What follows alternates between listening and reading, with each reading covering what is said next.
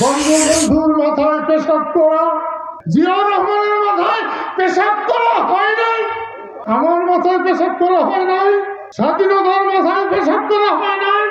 এর বিচার চাই, বিচার চাই, বিচার চাই। বঙ্গবন্ধুর বাড়ি যারা ভেঙেছেন মনে রাখবেন, তাদেরও বাড়ি ঘর আছে। তাদের কবর হাতে নিয়ে ঘুরতে পারবেন না, বাড়ি ঘর হাতে নিয়ে যেতে পারবেন না। শেখ হাসিনার পতন আল্লাহর তরফ থেকে হয়েছে, অন্যায়ের জন্য হয়েছে। আর শেখ মুজিব আর শেখ হাসিনাকে এক করে দেখবেন না। বঙ্গবন্ধুর বাড়ি যারা ভেঙেছেন মনে রাখবেন, তাদেরও বাড়ি ঘর আছে, তাদেরও কবর আছে, তাদেরও স্মৃতিসৌধ আছে। তাদের কবর হাতে নিয়ে ঘুরতে পারবেন না, বাড়ি ঘর হাতে নিয়ে যেতে পারবেন না। তাই সীমা অতিক্রম করবেন না। আপনাদের অনুরোধ করছি, সীমা অতিক্রম করবেন না। কে একজন বলেছেন বঙ্গবন্ধু জাতির পিতা নন। বঙ্গবন্ধু জাতির পিতা যদি না হন, তাহলে আপনার পিতা কে?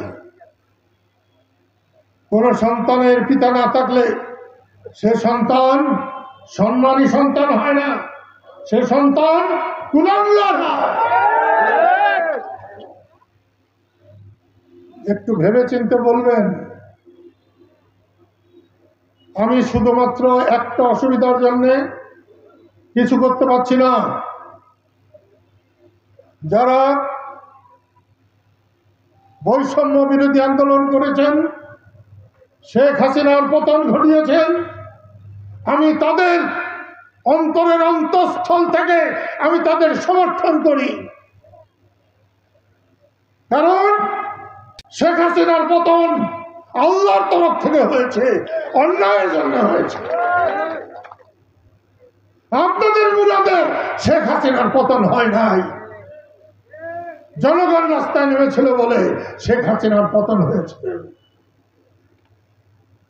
কিন্তু শেখ হাসিনার বিরুদ্ধে আপনারা যদি অন্যায় করতে যান, আমি কাদের সিদ্দিকী বেঁচে থাকতে তার বিরুদ্ধেও দাঁড়াবো।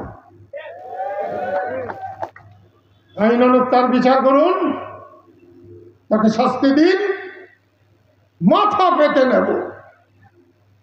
আর শেখ মুজিব আর শেখ হাসিনাকে এক করে দেখবেন না। মুক্তিযুদ্ধ বাংলাদেশ আর শেখ হাসিনাকে এক করে দেখবেন না। যতদিন বাংলাদেশ থাকবে ততদিন জয় বাংলা থাকবে, ততদিন বঙ্গবন্ধু থাকবে। বঙ্গবন্ধু বাংলাদেশের পিতা থাকবে।